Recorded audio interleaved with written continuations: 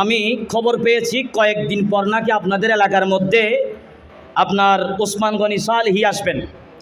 এর কয়েকটা দিন আগে যদিও বা আমার গিয়াসউদ্দিন ভাইয়ের বেশিরভাগ আজকের মাহফিলের অবদান বেশি, তো দেখলাম মাহফিল নিয়ে আপনাদের এলাকার মধ্যে দেখলাম, আমি যা শুনলাম আর কি, কয়েকটা একজন আরেকজনের পক্ষ স্বাভাবিক। আজকে আপনাদেরকে আমি একটা কথা বলি, আলেম ওলামা ছাড়া এলাকার মধ্যে বড় কেউ কি থাকতে পারে? আরো যারা বলেন থাকতে পারে? আমি চাই এলাকার মধ্যে বছরে মাহফিল একটা কেন 10টা হোক, তবে কোন ব্যক্তির কারণে যাতে মাহফিল বন্ধ না হয়, ঠিক না বেঠিক? তাহলে কফিলউদ্দিন সরকার সালেহী আসবে, ওসমান গনি সালেহী আসবে, অন্য আলেম আসবে, আমার ভাইজানও এসেছে। তাহলে মাহফিল যে কমিটি করুক না কেন, আপনাদের সিদ্ধান্ত হচ্ছে আমরা সবাই মিলেমিশে আলেমের কথা মেনে নেওয়া। তুই হাত তোলা, বলুন ঠিক না বেঠিক? অধ্যকার দক্ষিণ হিঙ্গুরিপাড়া বাইতুল হাসান জামে মসজিদে গিয়াসউদ্দিন সাজ্জাদ হুসাইন নুরুজ্জামান ইমন মোহাম্মদ মেহরাজ হুসাইন রাজুর পক্ষ থেকে পবিত্র জ্যেষ্ঠ জুলুস ঈদে মিলাদুন নবী সরওয়ার কায়নাত সাল্লাল্লাহু তাআলা আলাইহি ওয়া আলিহি ওয়াসাল্লাম উদযাপন উপলক্ষে আজকের মাহফিলের প্রধান আকর্ষণ, প্রধান বক্তা, প্রধান আলোচক, মেহমানে আলা, তরুণ প্রজন্মের আইডল, বিশিষ্ট মিডিয়া ব্যক্তিত্ব বড় ভাইজান সৈয়দ মোহাম্মদ মোকাররম বারী মাদ্দাজিল্লাহুল আলী।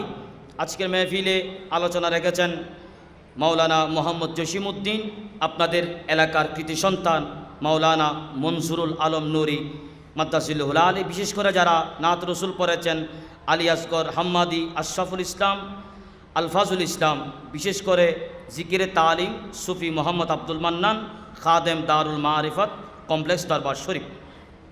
অপরাপর যারা আমার আওয়াজ শুনতে পাচ্ছেন পর্দার আড়ালের মা এবং বোনেরা, সকলের প্রতি আসসালামু আলাইকুম ওয়া রাহমাতুল্লাহি ওয়া বারাকাতুহু। মহান রব্বুল আলামিন আহকামুল হাকিমিনের আলিশান দরবারে পাকে লাখ কোটি শুকরিয়া আদা করছি যে রব্বুল আলামিন আহকামুল হাকিমিন আমাদেরকে অত্যন্ত দয়া এবং মেহেরবানি করে আল্লাহর ঘর মসজিদে খুবই মুবারকপূর্ণ সময়ে আজকের মাহফিলের আসার এবং বসার তৌফিক দান করেছেন। প্রত্যেকেই যতগুলো মানুষ আমরা আছি দিল থেকে বলি আলহামদুলিল্লাহ। অসংখ্য দরুদ এবং সালামের হাদিয়া নজরানা তোহফা পেশ করছি নবী আকরম নূর মুজাসসম ফখর দু আলম নবী মুহাম্মদুর রাসূলুল্লাহ সাল্লাল্লাহু তাআলা আলাইহি ওয়া আলিহি ওয়াসাল্লামের কদমে পাকে, যে নবীর উম্মত হয়ে আল্লাহর সর্বশ্রেষ্ঠ বান্দা হিসেবে আমাদেরকে নির্বাচিত করেছেন। প্রত্যেকেই বলি আলহামদুলিল্লাহ। সম্মানিত উপস্থিতি, একেবারে সংক্ষিপ্ত আকারে আলোচনা করার আমি নির্দেশ পেয়েছি। আজকের মাহফিলে যিনি প্রধান বক্তা আমার বড় ভাইজান, তিনি এসে উপস্থিত হয়েছেন। আমার আলোচনাটুকু আমার ভাইজান শুনছেন। হুজুর আসার আগ পর্যন্ত 10 মিনিট আমি আলোচনা করছি। আল্লাহ আমাদের প্রত্যেকের আসা যাওয়া, ভাইদের যাবতীয় ইন্তজাম মাওলার দরবারে কবুল হোক। প্রত্যেকে বলি আমিন। আমি অদম একখানা আয়াতে কারিমা তিলাওয়াত করেছি। যারা মাহফিল আয়োজন করেছেন তারা আমাকে একটা বিষয় দিয়েছেন। ওই বিষয়টা হলো আলেম ওলামার প্রতি সম্মান। আমি ওই বিষয়ের ওপর একেবারে সংক্ষিপ্ত আকার আলোচনা করছি। আল্লাহ আমাদের বুঝার তৌফিক দান করুক। প্রত্যেকে বলি আমিন। আল্লাহ বলেন বিসমিল্লাহির রহমানির রহিম, ইন্নামা ইয়াখশাল্লাহা মিন ইবাদিহিল উলামা। জোরে বলুন সুবহানাল্লাহ। সুবহানাল্লাহ বললে সওয়াব আছে নাকি গুনাহ? আরো জোরে বলেন সুবহানাল্লাহ। আরো জোরে বলেন। আমার আল্লাহ মাবুদ পরওয়ারদিগারে আলম কুদরতের জবানে ইরশাদ করছেন। আল্লাহ বলেন বান্দাদের মধ্যে যতগুলো আল্লাহর বান্দা আছে, বান্দার মধ্যে যারা আলেম ওলামা আছে তারা আল্লাহকে ভয় পায়। সুবহানাল্লাহ। তাহলে বান্দার মধ্যে যারা আছে, বান্দার মধ্যে আবার আলেম আছে না নাই? কথা বলেন আছে না নাই? আমার আল্লাহ বলেন কায়নাতে যত বান্দা আছে, বান্দার মধ্যে যারা আলেম ওলামা আছে, ওই সমস্ত আলেম ওলামারা আমার মাওলাকে ভয় পায়। তাহলে আল্লাহকে ভয় পায় এটা সবাই জানে, তবে নির্দিষ্ট কিছু মানুষ আছে যারা মাওলাকে ভয় পায়, যাদের জিকির করছেন কোরআনের মধ্যে খুদ আমার মাওলা। সুবহানাল্লাহ। আমার কথা আপনারা বুঝতেছেন? আল্লাহ বলছেন গোটা কায়নাতের মধ্যে যত বান্দা আছে, বান্দার মধ্যে যারা আলেম ওলামা আছে, ওই সমস্ত আলেম ওলামারা আমার আল্লাহকে ভয় পায়। একটু জোরে বলি সুবহানাল্লাহ। তাহলে আল্লাহকে ভয় পায় আলেম, আল্লাহকে ভয় পায় আলেম। কায়নাতের মধ্যে আমার আল্লাহ কাউকে যদি সম্মান করে সেটা হচ্ছে আলেম। সুবহানাল্লাহ। তাহলে সৃষ্টি জগতের মধ্যে আলেমের জিকির কোরআনের মধ্যে আছে না নাই? জোরে বলেন, আছে না নাই? আছে। ভাইরা আমার, আমি যে আয়াতে কারিমা তিলাওয়াত করেছি, ওই আয়াতের তাফসীর করতে গিয়ে ইমাম ফখরুদ্দীন রাজি রহমতুল্লাহ আলাইহি তিনি বর্ণনা করছেন, হক্কানি আলেম ওলামারা কোনোদিন জাহান্নামে যাবে না। তা আলেম ওলামারা কোথায় যাবে না? জাহান্নামে। কথা বলে না, জাহান্নামে। তো জাহান্নামে যাবে না মানে কোথায় যাবে? জোরা বলেন, কোথায় যাবে? তো জাহান্নাম ছাড়া আছে কি? ভাইরা আমার, ইমাম ফখরুদ্দীন রাজি রহমতুল্লাহ আলাইহি এই আয়াতে কারিমার তাফসীর করতে গিয়ে তিনি বর্ণনা করছেন, আলেম উলামারা কোনোদিন জাহান্নামে যাবে না। জাহান্নামে না যাওয়ার মানেটা কি? জাহান্নামে না যাওয়ার মানেটা হলো তারা মাওলাকে ভয় পায়। সুবহানাল্লাহ। তাহলে আল্লাহ গোটা পৃথিবী, গোটা কায়নাতে যত সৃষ্টি আছে সবাই মাওলাকে ভয় পায়, এমন কোন আয়াত নাই। বলেন এমন কোন, জোরে বলেন এমন কোন আয়াত নাই। গোটা সৃষ্টির মধ্যে নির্দিষ্ট কিছু আলেমদেরকে আমার আল্লাহ বলেছেন আলেম উলামারা খুদ মাওলাকে ভয় পায়। একটু জোরে বলি সুবহানাল্লাহ। ভাইরা আমার, বান্দার মধ্যে আলেম উলামারা আল্লাহকে ভয় পায়। আল্লাহকে যদি আলেম উলামারা যদি ভয় পায়, আলেমদের সাথে আলেমদেরকে মহব্বত করা ইবাদত। সুবহানাল্লাহ বলেন। আলেমদেরকে মহব্বত করা কি? আদর বলেন, আলেমদেরকে মহব্বত করা কি? ইবাদত। আপনাদের এলাকার কথা বলছি, আলেম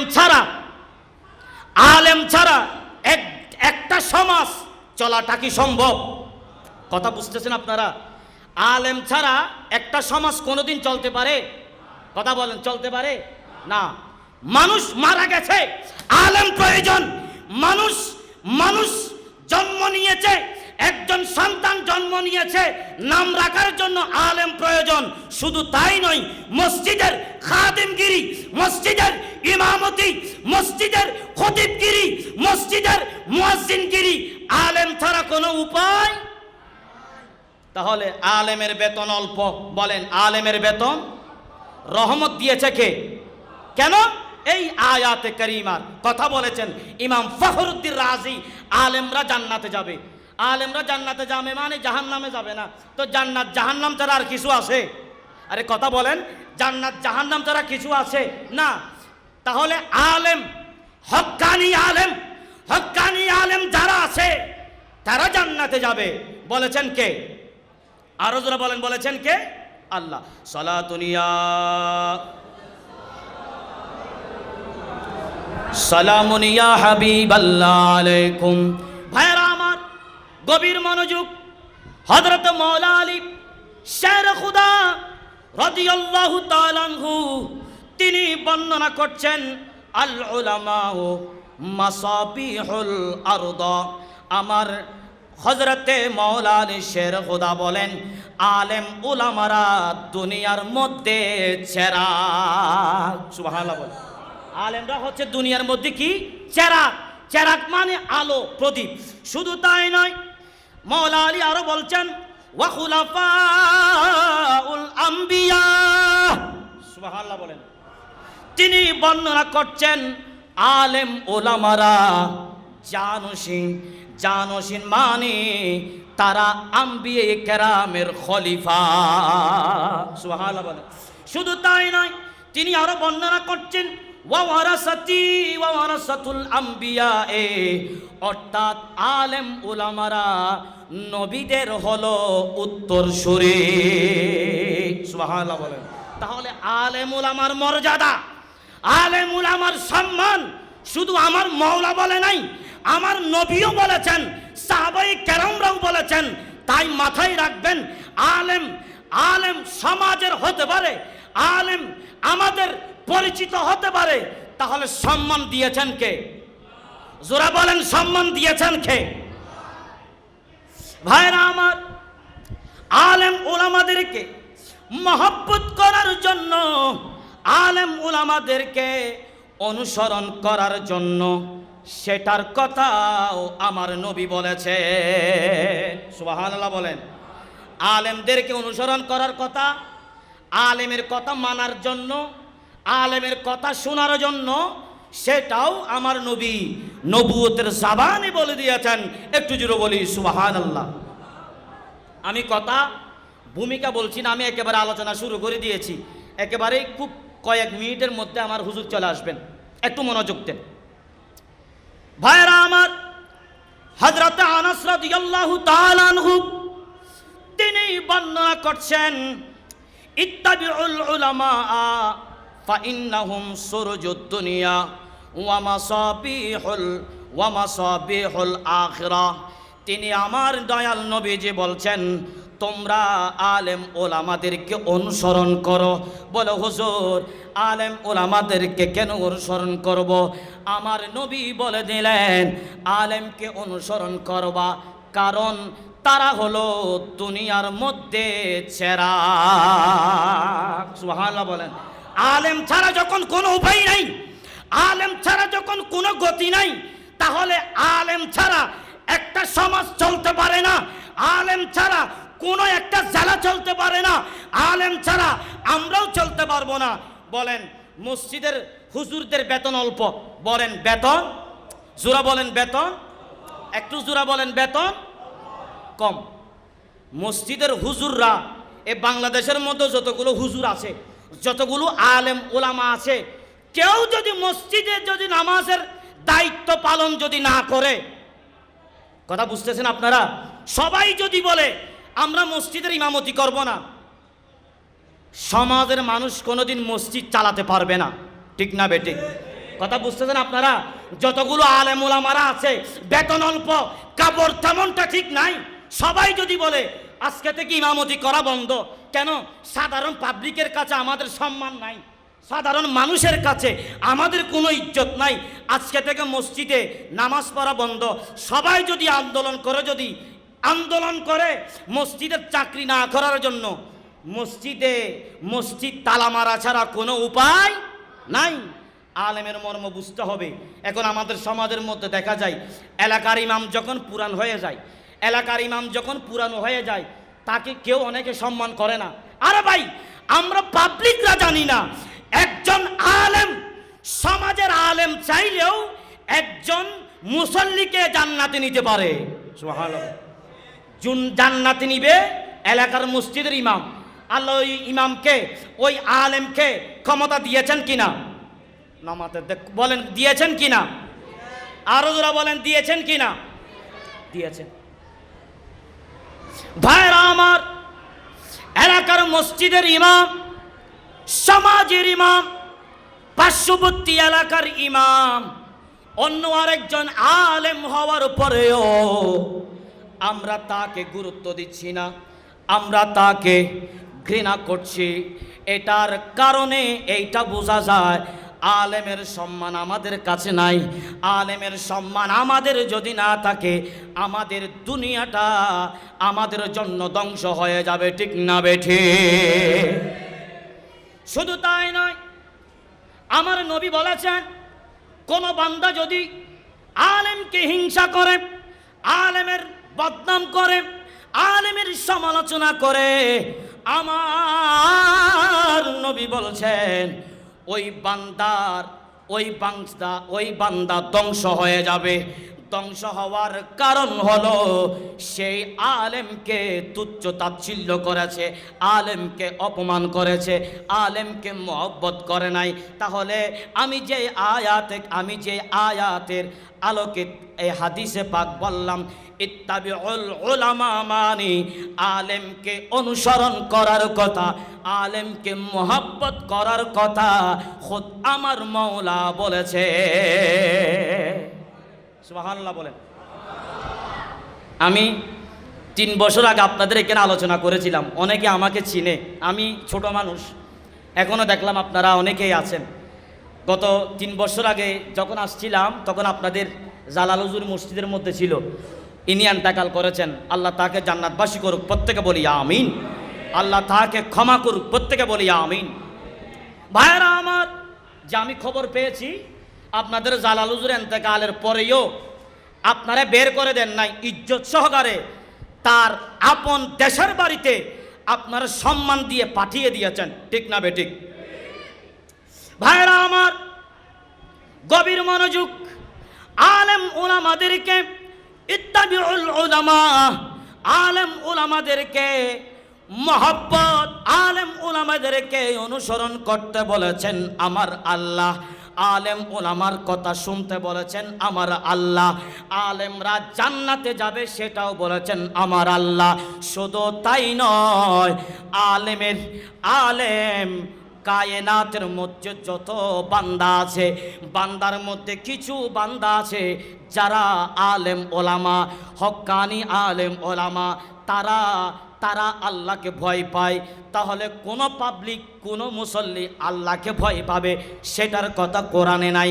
ওলামা যখন বলে দিয়েছেন একমাত্র আলেমরাই আমার মাওলাকে বিশ্বাস করে, মহব্বত করে, ভয় পায়।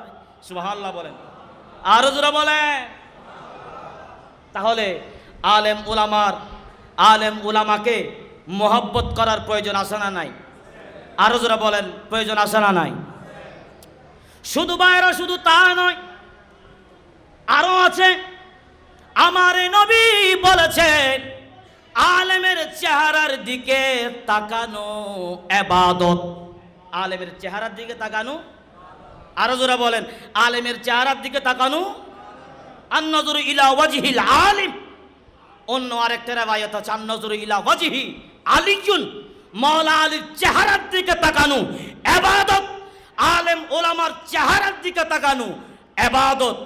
এক চেহারা মাওলা আলী শেরে খোদা, অন্য আরেক চেহারা আলেমে দ্বীন।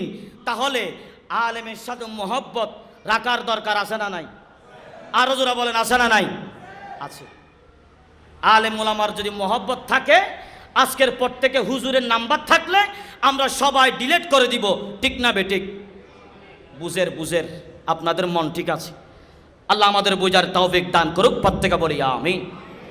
ভাইরা আমার, যদিও বা মিলাদুন নবীর মৌসুম, আমাকে যেই বিষয়টা দিয়েছেন আলেম ওলামাকে মহব্বত করার কথা, আলেম ওলামাকে অনুসরণ করার কথা।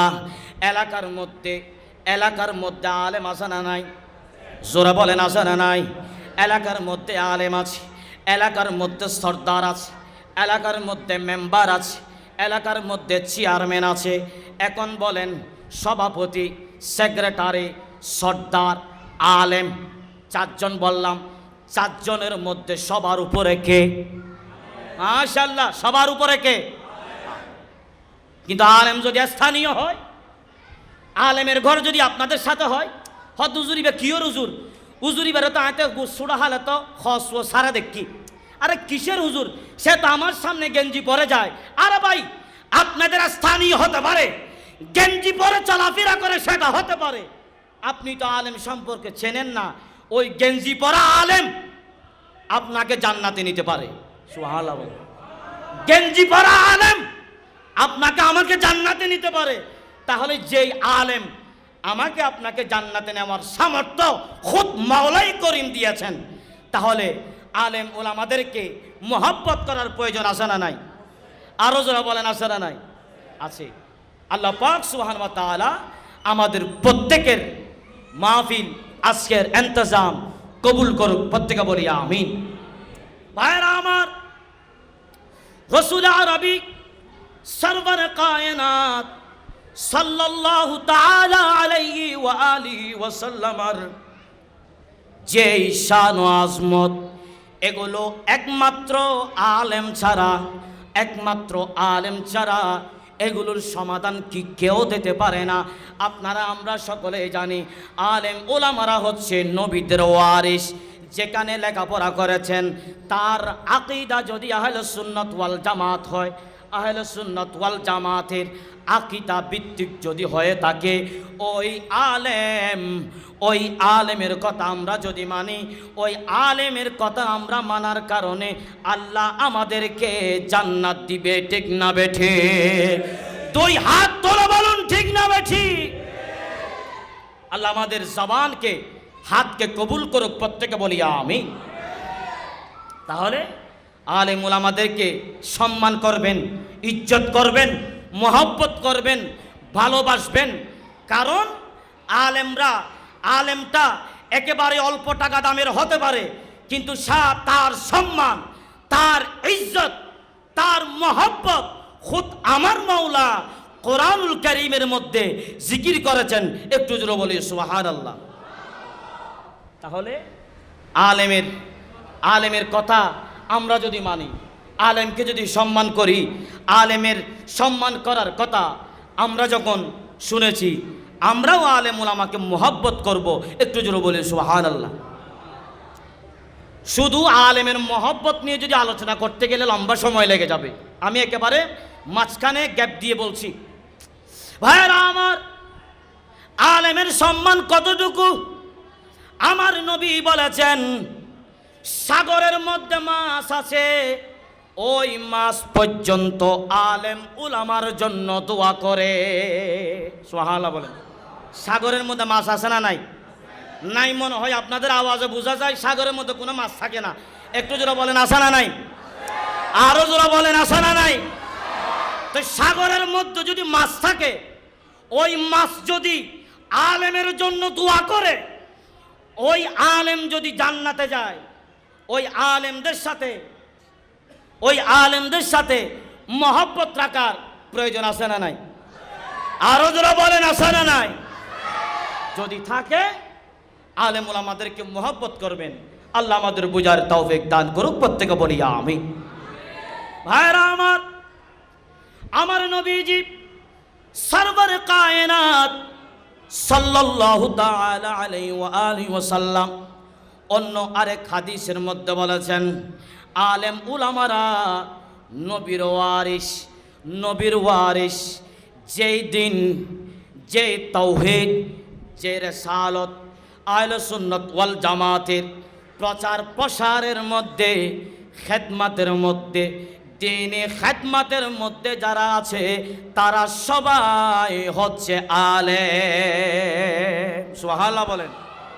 তাহলে আলেম ছাড়া একটা সমাজ চলতে পারে না। বলেন, আলেম ছাড়া একটা সমাজ চলতে পারে না। আলেম ছাড়া আমাদেরও কোনো উপায় নাই। তাহলে আলেম ওলামাদেরকে মহব্বত করার প্রয়োজন আছে না নাই? আরো যারা বলেন আছে না নাই? আছে। আল্লাহ পাক আমাদের বুঝার তৌফিক দান করুক, প্রত্যেকে বলি আমিন। ভাইরা আমার, আলেম ওলামার সাথে আপনারা মহব্বত করবেন আলেম ওলামাকে।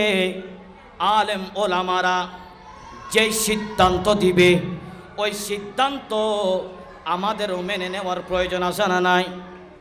আল্লাহুম্মা সাল্লি আলা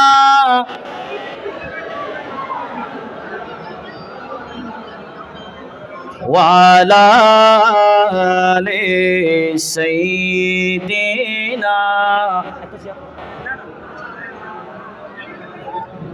সকলে বলি মারহাবা। আপনাদের আওয়াজে বোঝা যায় আপনারা খুশি হন না, প্রত্যেকে বলি মারহাবা। ও আল্লাহ, আজকের মাহফিলের প্রধান আলোচক সৈয়দ মুকাররম বারী ভাইজান এসে উপস্থিত হয়েছেন। আপনারা খুশি না বেজার? আরো যারা বলেন খুশি না বেজার? আমি খবর পেয়েছি কয়েকদিন পর নাকি আপনাদের এলাকার মধ্যে আপনার ওসমান গনি সালেহী আসবেন। এর কয়েকটা দিন আগে, যদিও বা আমার গিয়াসউদ্দিন ভাইয়ের বেশিরভাগ আজকের মাহফিলের অবদান বেশি, তো দেখলাম মাহফিল নিয়ে আপনাদের এলাকার মধ্যে দেখলাম, আমি যা শুনলাম আর কি, কয়েকটা একজন আরেকজনের পক্ষ, স্বাভাবিক। আজকে আপনাদেরকে আমি একটা কথা বলি, আলেম ওলামা ছাড়া এলাকার মধ্যে বড় কেউ কি থাকতে পারে? আরো যারা বলেন থাকতে পারে? আমি চাই এলাকার মধ্যে বছরে মাহফিল একটা কেন 10টা হোক, তবে কোন ব্যক্তির কারণে যাতে মাহফিল বন্ধ না হয়, ঠিক না বেঠিক? তাহলে কফিলউদ্দিন সরকার সালেহী আসবে, ওসমান গনি সালেহী আসবে, অন্য আলেম আসবে, আমার ভাইজানও এসেছে। তাহলে মাহফিল যে কমিটি করুক না কেন, আপনাদের সিদ্ধান্ত হচ্ছে আমরা সবাই মিলেমিশে আলেমের কথা মেনে নেওয়া। 2 হাত তোলা, বলুন ঠিক না বেঠিক? তাহলে আজকের পর থেকে আলেমকে মহব্বত করবেন তো? নমাতের দে বলেন না, আজকের পর থেকে আলেমকে মহব্বত করবেন তো? আলেমের সিদ্ধান্ত মেনে নিবেন তো? 2 হাত তোলা, বলুন মানবেন কিনা? প্রত্যেকে বলি মারহাবা। আসসালামু আলাইকুম ওয়া রাহমাতুল্লাহি ওয়া বারাকাতুহু।